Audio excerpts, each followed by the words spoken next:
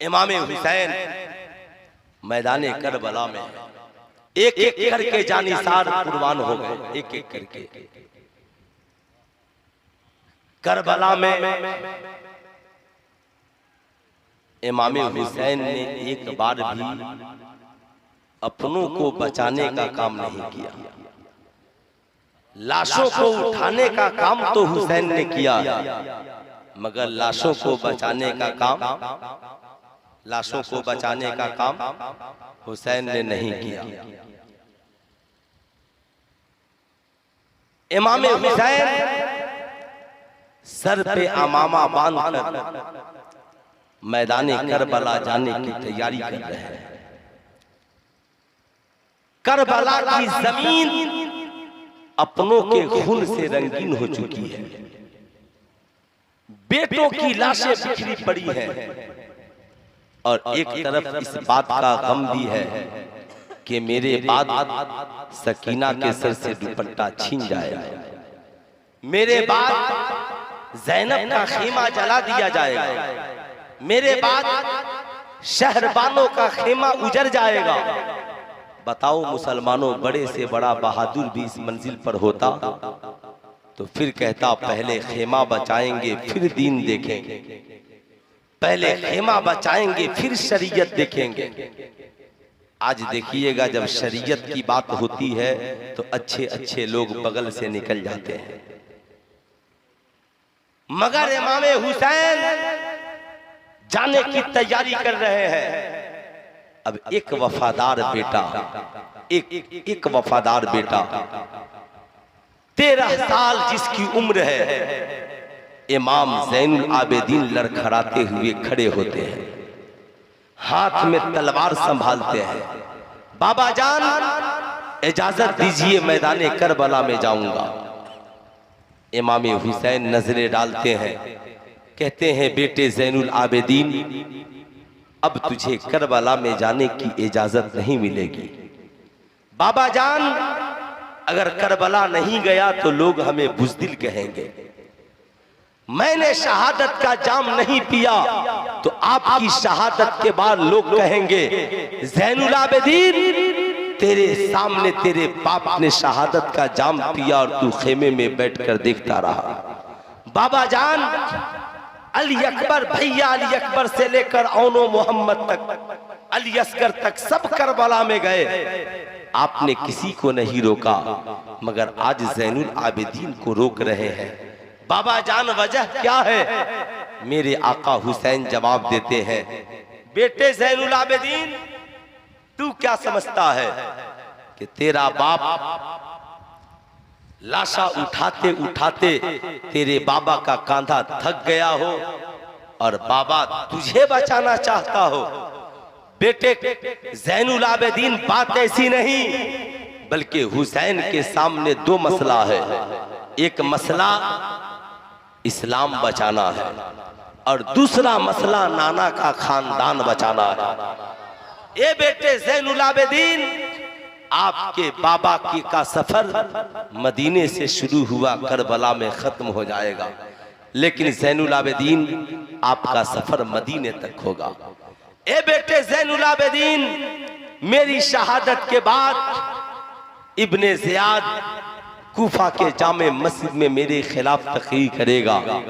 ए बेटा, उस वक्त अपने बाबा की सदाकत को बयान करने के लिए तेरा कूफे के मिंबर पे जाना जरूरी है। ए बेटे, दमिश्क के जामे मस्जिद में खड़े होकर अपने बाबा की सच्चाई को बयान करना जरूरी है। ए बेटे, ये 22,000 जो यजीदी आए थे, बहुत कत्ल हो गए, ये सब जुल्म की आवाज बनकर आए थे। जमाने को पता चले कि जुल्म के साथ देने वालों का अंजाम क्या होता है और हक का साथ देने वालों का अंजाम क्या होता है। इमाम ज़ैनुल आबिदीन समझ गए, ठहर गए। मेरे इमाम खेमे से निकलते हैं। साहब, अगर मैं पूरा मुकम्मल वाक़या बयान करूं तो पूरी रात वक्त चाहिए, मगर इमाम हुसैन है, अपने दुलदुल पर सवार होते हैं, घोड़े पे सवार होकर मैदान करबला में जाते हैं। आखिरी गुफ्तगू फरमाते हैं, मगर दौलत के पुजारी जानते थे कि ये हुसैन है, मगर नबी ने फरमाया माल और औलाद इंसान के लिए फितना है। इंसान औलाद की मोहब्बत में कोई गलती कर बैठता है, इंसान दौलत की मोहब्बत में कुछ भी कर बैठता है। आका हुसैन फरमाते हैं यजीदियों गौर से मुझे देख लो, कल मैदाने मैशर में ये न कहना कि मैंने हुसैन को पहचाना नहीं था, मैंने हुसैन को पहचाना नहीं था। हजरत इमाम अली मकाम है, जब मैदाने करबला में मौजूद है, खिताब फरमा रहे हैं, उधर से जालिम तीर चलाता है। अब इमाम अली मकाम अपनी तलवार न्याम से निकालते हैं, यजीदियों पे शेरे बबर की तरफ पड़ जाते हैं। अब यजीदी इमाम हुसैन की तलवार को देखकर बिखरने लगते हैं। अमर बिन साद चिल्लाता है ओ शाम के बहादुरों, इमाम हुसैन से मुकाबला करो। शाम के बहादुर आते हैं, मगर किसकी हिम्मत थी कि शेरे खुदा के शेर के सामने टिक पाए? किसकी हिम्मत थी कि जिब्रील अमीन के शेर के सामने टिक पाए? किसकी हिम्मत थी कि जिसे रसूलुल्लाह ने बहादुर बनाया हो उसके सामने कोई टिक पाए? साहब शाम के बहादुर आए खत्म हो गए, मिस्र के बहादुर आए खत्म हो गए, इराक के बहादुर आए खत्म हो गए। अमर बिन साद चिल्लाता है यजीदियों तुम किससे लड़ रहे हो? ये हुसैन मामूली इंसान नहीं है, ये हुसैन उस बाप के बेटे हैं जिनके पापा मौला अली ने खैबर के किले को एक हाथ में उठा लिया था। इसलिए तुम सब मिलकर हुसैन से मुकाबला करो, तन्हा तन्हा लड़ना तेरे बस की बात नहीं है। अब साहब सारे यजीदी एक साथ मिलकर इमाम हुसैन पर हमला आवर होते हैं। अल्लाह अल्लाह, कोई तीरे चला रहा है, कोई तलवारें चला रहा है, जख्मों से चूर चूर होते हैं हुसैन। लेकिन जब इमाम हुसैन की तलवार चलती तो यजीदी गाजर मूली की तरह कटने लगते। ऐसा लगता है कि तन्हा इमाम हुसैन सारे यजीदियों को खत्म कर देंगे, मगर शहादत हुसैन के मुकद्दर में है।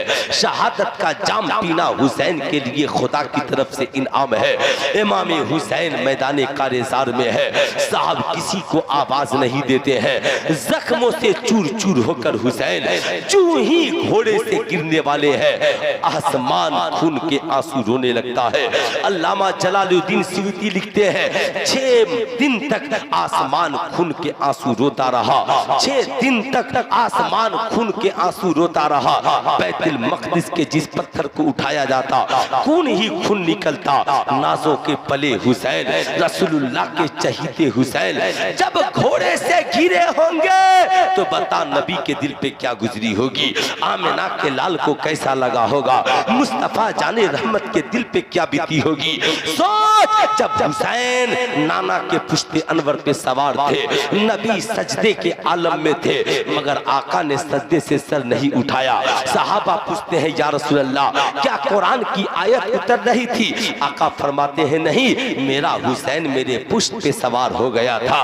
मैं नहीं चाहता कि हुसैन जमीन पे गिरे, हुसैन पुश्त से गिरे। सुल्तान रजा पूछना चाहता है ओ यजीदियों, जिस हुसैन को नबी ने अपने पुश्ते अनवर से गिरने नहीं दिया, आज वो हुसैन जख्मों से चूर चूर होकर 72 जख्म खाने के बाद जब घोड़े से नीचे गिरा है, मेरा इमाम यजीदियों ने नरगे में ले लिया। चारों तरफ से यजीदी आ गए। इमाम कहते हैं यजीदियों, मैं शहादत का जाम पीने ही करबला में आया हूँ, मुझे कत्ल कर देना, मगर इतनी मोहलत दे दो कि हुसैन करबला में एक सजदा कर, हुसैन करबला में एक सजदा कर ले। ऐ करबला की जमीन हमने नहीं देखा मगर तूने तो देखा है, ऐ आसमान हमने नहीं देखा मगर तूने तो देखा है। ऐ आसमान तू बता मेरे हुसैन को कितने जख्म लगे थे, ऐ जमीन तू बता मेरा हुसैन जब गिरा तो क्या हुआ। जमीन कांप रही है, आसमान खून के आंसू रो रहा है, पूरी दुनिया में हंगामा है, गम का माहौल है। हजरत अब्दुल्ला इब्ने अब्बास ख्वाब में नबी को देखते हैं, ख्वाब में नबी को देखते हैं। इसे अल्लामा मुफ्ती जलालुद्दीन साहब किबला ने भी अपनी किताब में नकल किया है।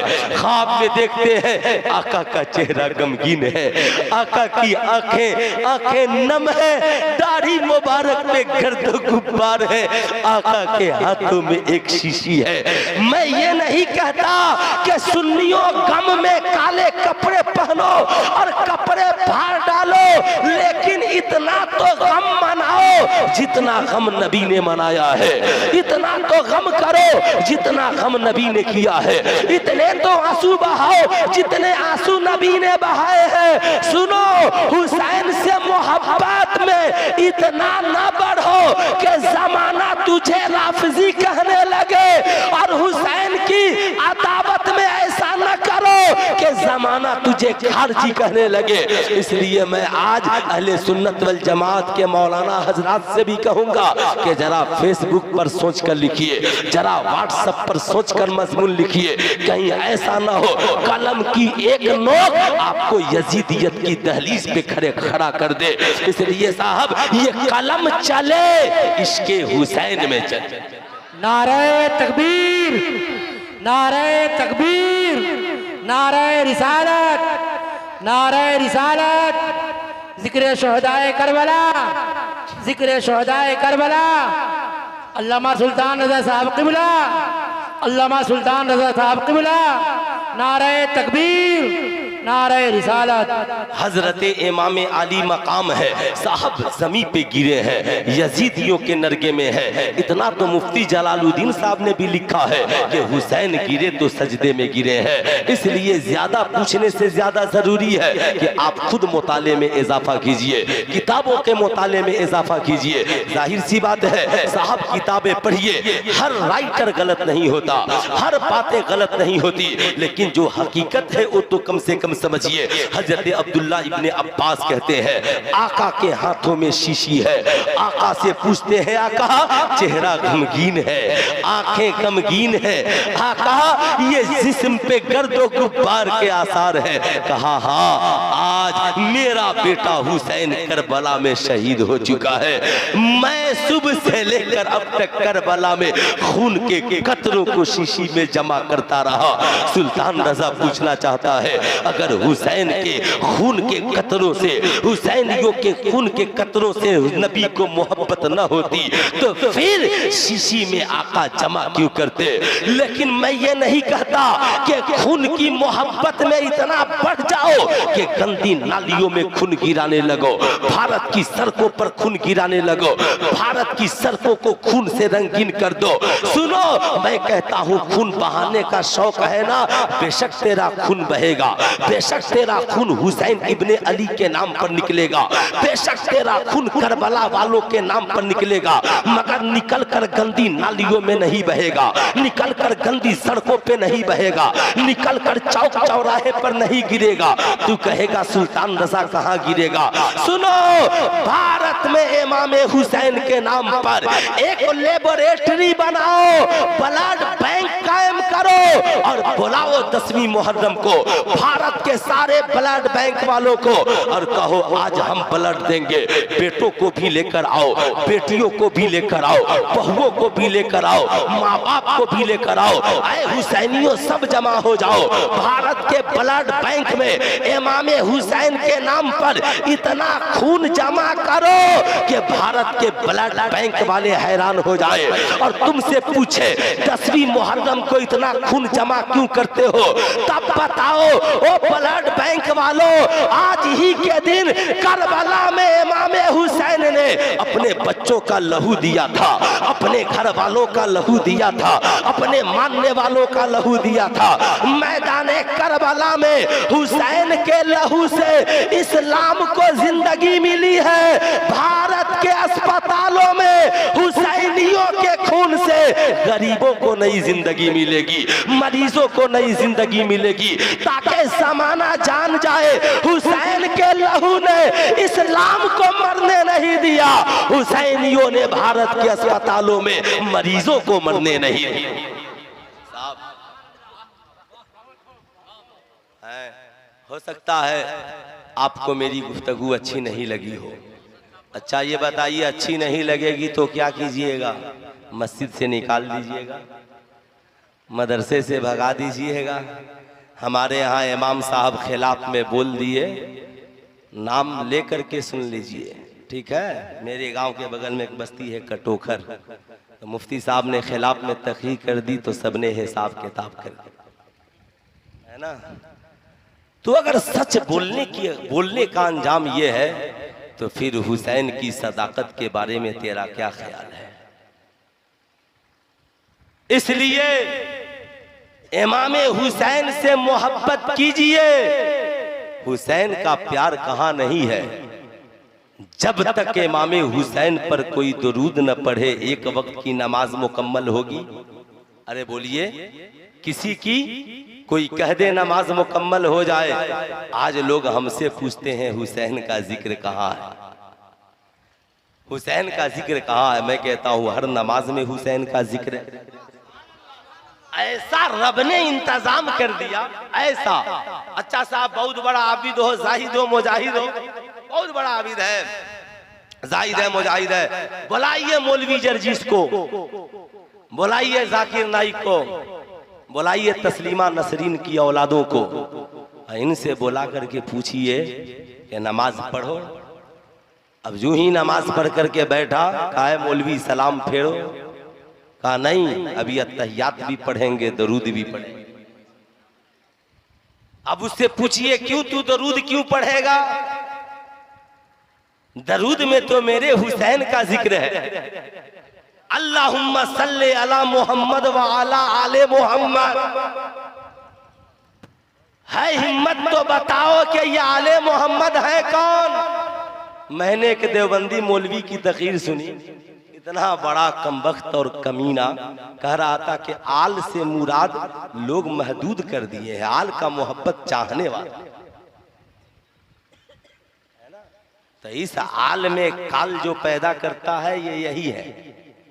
यही वजह है कि भारत के आतंकवादियों में के लिस्ट में नाम उन्हीं का है। हुसैन तो वो है जिसे इस वक्त का जालिम भी अपना मानने को तैयार है। हुसैन तो वो है, वो भी अपना मानने को तैयार है, इसलिए कि हुसैन हक व सदाकत की आवाज है। बताओ साहब बैठ गए, अब कोई भी नमाजी हो, देवबंदी हो मगर दुरूद पढ़ रहा है, सुन्नी हो मगर दुरूद पढ़ रहा है, अहले हदीस हो मगर दुरूद पढ़ रहा है। फर्क ये है हम सुन्नी मसरूर होकर दुरूद पढ़ रहे हैं, वो तो साहब मजबूर होकर दुरूद पढ़ रहे हैं। मगर मैंने कहा ए मालिक मौला, हम तो तेरी इबादत करने आए हैं मौला, हम तेरे घर में तेरी इबादत करने आए हैं। ये सजदा तेरे लिए है, ये कयाम तेरे लिए है, ये क़ुऊद तेरे लिए है, ये रुकू तेरे लिए है, ये सुजूद तेरे लिए है मौला, ये बंदगी तेरे लिए है। जमाना कहता है खुदा में खुदा की इबादत में किसी को शरीक न करना, मगर मौला ये दुरूद वो भी नमाज में माजरा समझ में नहीं आता।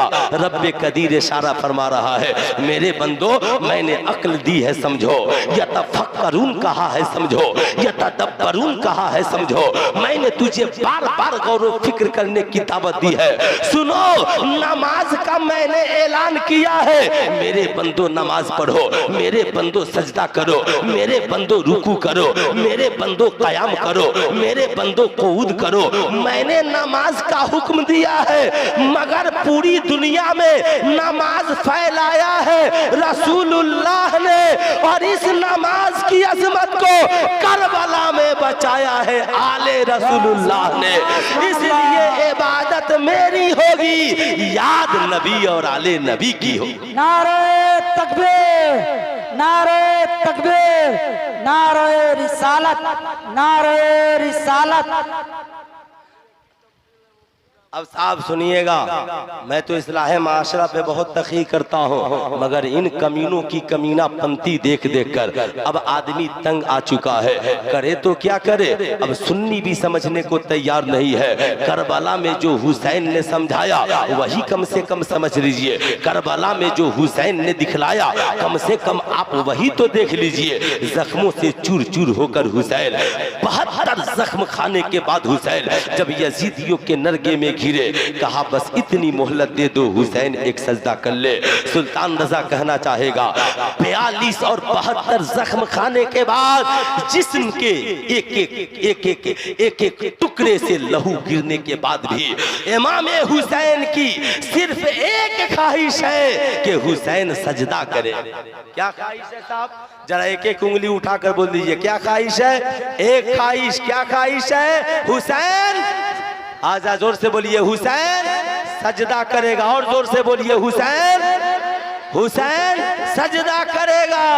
हम कैसे हुसैनी है? मुहर्रम का चांद निकला, आज तीजा गुजर गया, ना रात को नमाज पढ़ते न दिन को पढ़ते हैं, न मैं नमाज पढ़ता हूँ न बेटी नमाज पढ़ती है, न शौहर नमाज पढ़ता है न बीवी नमाज पढ़ती है। सुबह को भी या हुसैन, शाम को भी या हुसैन, रात को भी या हुसैन, फातिहे में भी या हुसैन। सुल्तान रजा बताना चाहेगा करबला की इब्तदा अली अकबर की आजान से है और करबला की इंतहा हुसैन इब्ने अली की नमाज से है। ऐ सुन्नियों, आज के इस जलसे से पैगाम लेकर के जाओ, जब जख्मों से चूर चूर होकर भी हुसैन ने सजदा नहीं छोड़ा तो कसम खुदा की, ऐ सुन्नियों, आज के बाद हम हुसैनियों का भी सजदा नहीं छूटेगा।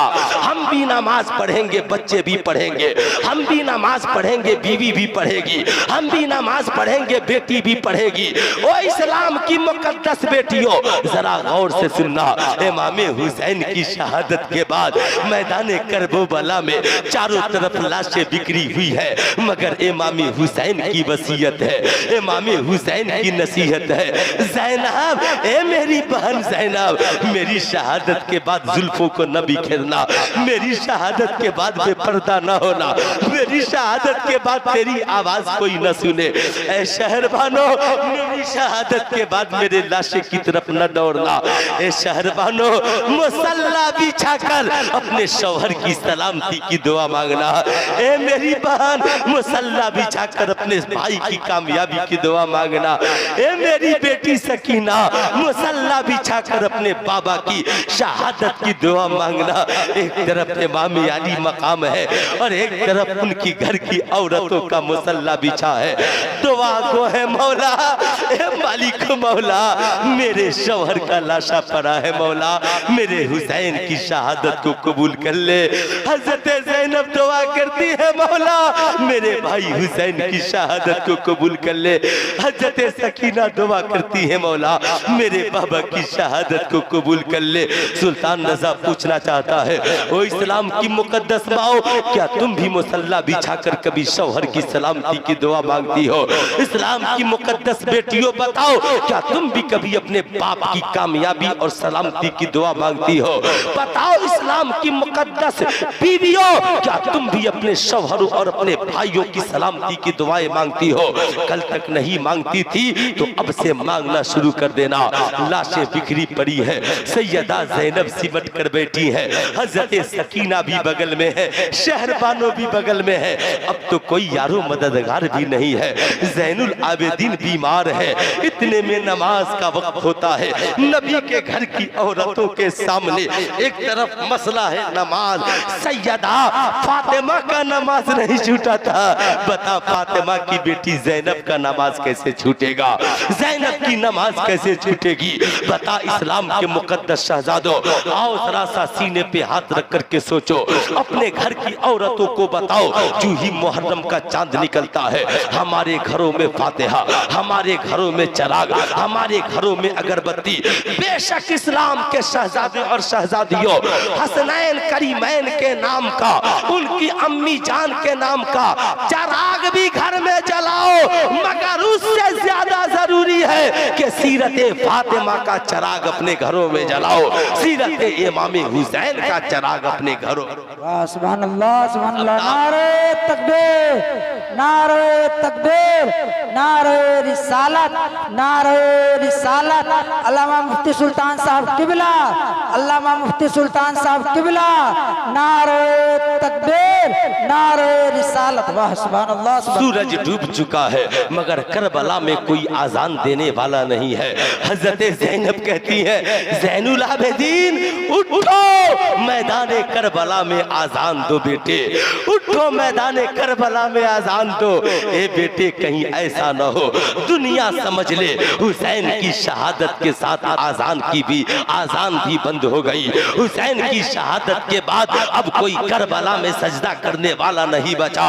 ऐ इस्लाम की मुकद्दस बेटियों बताओ, भाई की शहादत के बाद भी हजरत ज़ैनब ने भतीजे को आजान देने का हुक्म दिया।